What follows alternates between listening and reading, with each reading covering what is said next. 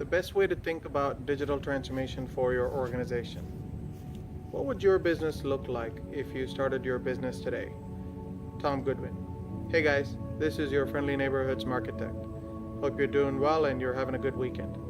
So today I'm going to talk about the 5 types of enterprise architecture.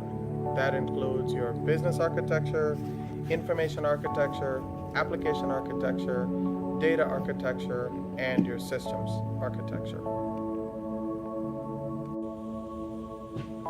So, what is a business architecture? It's actually a blueprint that defines your business and corporate strategy and how your business requirements align to that corporate strategy. Why do you need one now? Well, to improve your individual business units' focus and align them to corporate strategy. How can you define a business strategy?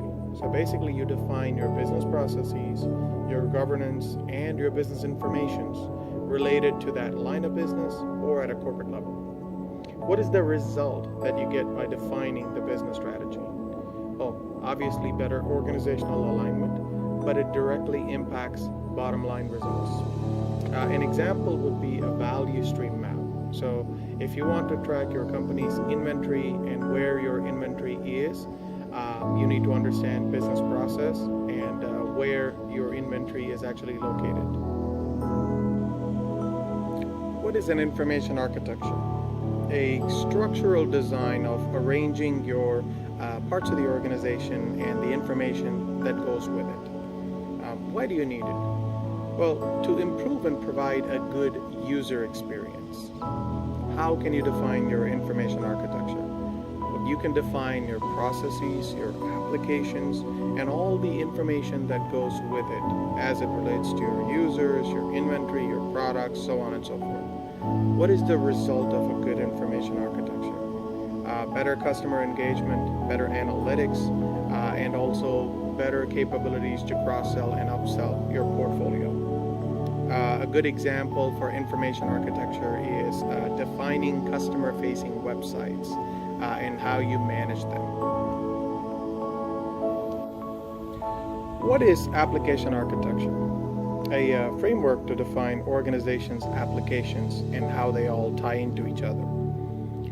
Why do you want to do that? Well, to manage your composite applications within the enterprise. How do you do that? So you can define your applications, your API framework, your corresponding data, and how these applications interact with each other and also with their users. What's the result of doing that? Obviously, a better composite application results to a better information delivery and a better user experience. An example would be a CRM application. When you're launching a CRM application, you have so many APIs, so many user interfaces, so many workflows to take care of. What is a data architecture? A set of rules, policies, procedures, and models that defines and governs data, organizational data, collected and managed and used across the enterprise. Why do you want to do it? Well, to enable a common data framework and enterprise data management to enable the organization for data-based decision making. How can you do it? Well, common vocabulary is a great start. In addition to that, you can build enterprise data models and define a data governance plan through the organization. What are the results? Well, data-driven decision making is the most important result that directly impacts the bottom line.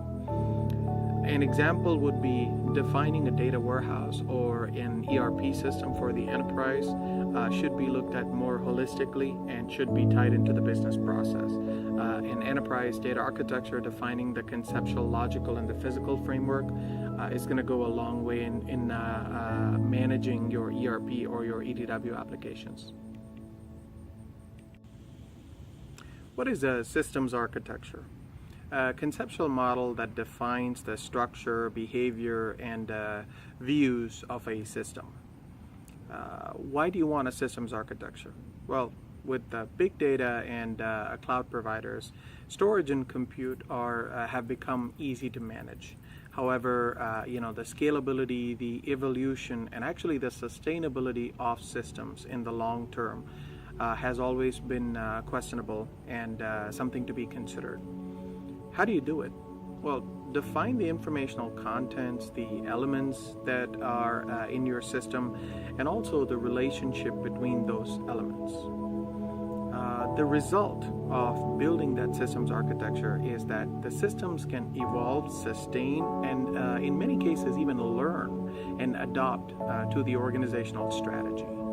An example of systems architecture are microservices. These days, so many software providers are offering microservices capabilities, so take advantage of that. Well, I hope you enjoyed the video about the 5 types of enterprise architecture. If you have any questions or comments, hit me up at Twitter at @IamSmarchitect or LinkedIn or Instagram. Looking forward for your comments. Have a great rest of your day.